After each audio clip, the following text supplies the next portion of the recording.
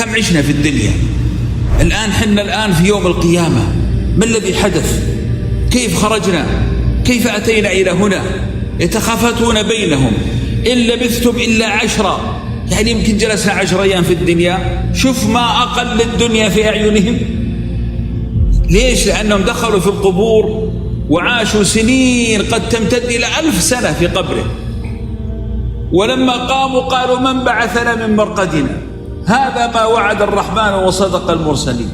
ثم لما وقفوا في ذلك الموقف يقولون كم لبثنا، ثم يقول الله تعالى نحن أعلم بما يقولون إذ يقول أمثالهم طريقة، يعني أذكى واحد فيهم، إن لبثتم إلا يوما. يا الله، شفت هالدنيا هذه اللي انت كادح فيها وتعبان فيها وشاقي فيها، ويمكن من أجلها قاطعت أهلك وأحبابك، ويمكن من أجلها ضيعت شيء من دينك، ويمكن من أجلها ضيعت شيء من صلاتك وعبادتك.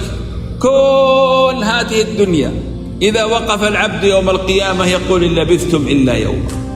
عشان كذا كان الرسول صلى الله عليه وسلم دائما يحذرنا ويقول أن الدنيا للآخرة، يعني حجم الدنيا بالنسبة للآخرة كأن يغمس أحدكم إصبعه في اليم. يعني رح البحر ودخل إصبعك في البحر، ماذا ستخرج؟ نقطة. هذه النقطة هي الدنيا، والبحر هو الآخرة. فبالله عليك هذه النقطة هل تستحق أن تشغلك عن البحر؟ هل تستحق الدنيا كلها أن تشغلك عن الله عز وجل؟ هم هنا يعترفون إن لبثتم إلا يوما، ويسألونك يا محمد عن الجبال. تريد أن تعرف خبر الجبال يوم القيامة؟ ينسفها ربي نسفا فيذرها قاعا صفصفا لا ترى فيها عوجا ولا أمتا. شفت هالجبال الضخمة ينسفها الله وتبدل الأرض غير الأرض، فتأتي أرض لا ترى فيها عوجا، يعني لا ترى فيها منخفضا ولا أمتا ولا مرتفعة، منبسطة كالكف كما قال الرسول صلى الله عليه وسلم. ويحشر الناس كلهم في ذلك الموقف. ثم ماذا الذي يحدث؟ قال ذلك اليوم يتبعون الداعي لا عوج له وخشعت الأصوات للرحمن فلا تسمع إلا همسا. يعني تسمع همس، أما آثار أقدامهم، صوت بسيط لأقدامهم وهم يمشون، لأن في منادي يناديهم تحركوا من أماكن مبعثكم، ثم يجمعهم إلى يوم المحشر. فإذا اجتمعت الخلائق هناك في ذلك المحشر يعلمون كلهم أنه لا ينفع أحد إلا الله جل جلاله.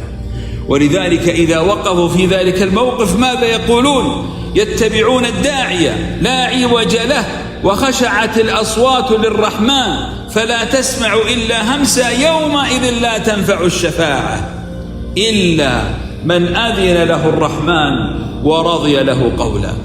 هناك الملك لله فقط، فإن كنت من أحباب الله فأبشر بشفاعة الله.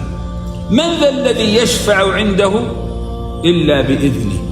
ولذلك سبحان الله ينظر العبد فإذا أقوام قد أخرجوا من أرض المحشر، الذين تعلقت قلوبهم في المساجد، والذين ذكروا الله ففاضت أعينهم، والذين تصدقوا وأخفوا صدقاتهم، والذين عاشوا على طاعة الله. أفواج تخرج من أرض المحشر، وهناك يبدأ يبحث عن واسطة. الشفيع ما هو وسيط، يبحث عن أحد يشفع، يبحث عن أحد يتوسط، فلا يجد أحدا أبدا. إذا لم يأذن لك الله ويشفع لك الله فمن الذي يساعدك ومن الذي يعينك؟ يومئذ لا تنفع الشفاعة إلا من أذن له الرحمن ورضي له قولا يعلم ما بين أيديهم وما خلفهم ولا يحيطون به علما وعنت الوجوه للحي القيوم وقد خاب من حمل ظلما. تخيلت المشهد أننا نقف أمام الله يوم القيامة مستسلمين خاضعين منتكسين، ما نستطيع أن نتحرك. سوف تأتي ومعك ما قدمت، صحائفك التي عملت، ذلك بما قدمت يداك، وأن الله ليس بظلام للعبيد. ولذلك يقول وقد خاب من حمل ظلما، خاب من أتى بالشرك، وخاب من أتى بظلم العباد، وخاب من أتى وقد ظلم نفسه فأوردها المهالك، خاب. ولكن الله سبحانه وتعالى يا أحبابي لا يقنطنا أبدا من رحمته. واسمع لهذه الآية التي بعدها لكي يطمئن قلبك وترتاح نفسك. ماذا قال حبيبك الله؟ قال ومن يعمل من الصالحات وهو مؤمن فلا يخاف ظلما ولا هضما. لا تخاف، لن نهضم لك حسنة واحدة، ولا يمكن أن نظلمك أبدا، فلا نعطيك شيء مقابل عملك الذي عملته. عندما يطمئنك الله عز وجل ويقول لك أن ما عملته في حياتك موجود، وأنك لن تظلم، وأننا لن نهضم لك حسنة واحدة قدمتها، هل أنت تذكر كل حسناتك؟ والله تحداك تذكر كل حسناتك. كم تسبيحة ظهرت من لسانك؟ كم تحصيها؟ ما تحصيها، لكنها مرصودة. لماذا؟ لأنك لا تخاف ظلما ولا هضما.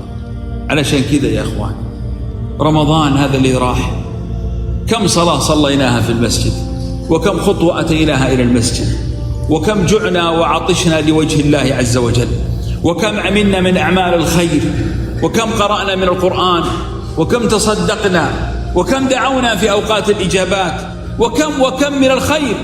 والله لا يضيع عند الله عز وجل، بالعكس حسناتك تضاعف وسيئاتك تمحى. وقد تكون يا رب قولوا يا رب، قد نكون كتبنا أننا من عتقاء الله من النار في هذا الشهر الكريم، وقد نكون فزنا بليلة القدر وما يدرك. ليلة القدر يا إخواني مفهومها يجب أن يكون أعظم في ذهنك.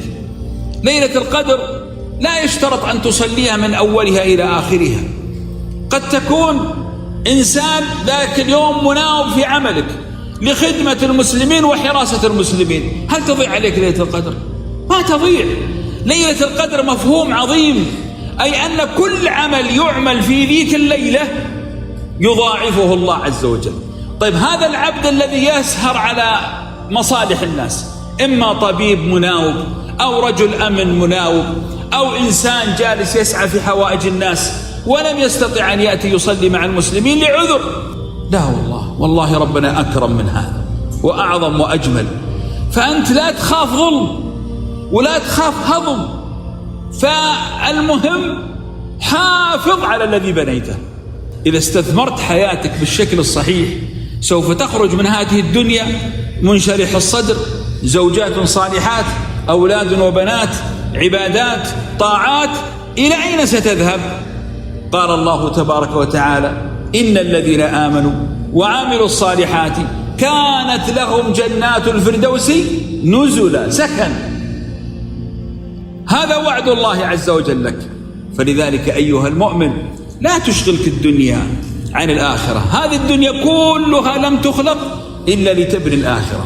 فجمعت الخير في رمضان، في غير رمضان، في عباداتك، في طاعاتك، حافظ عليها حتى إذا أتيت إلى ربك يوم القيامة تجد الوعد الجميل من الله ومن يعمل من الصالحات وهو مؤمن فلا يخاف ظلما ولا هضما.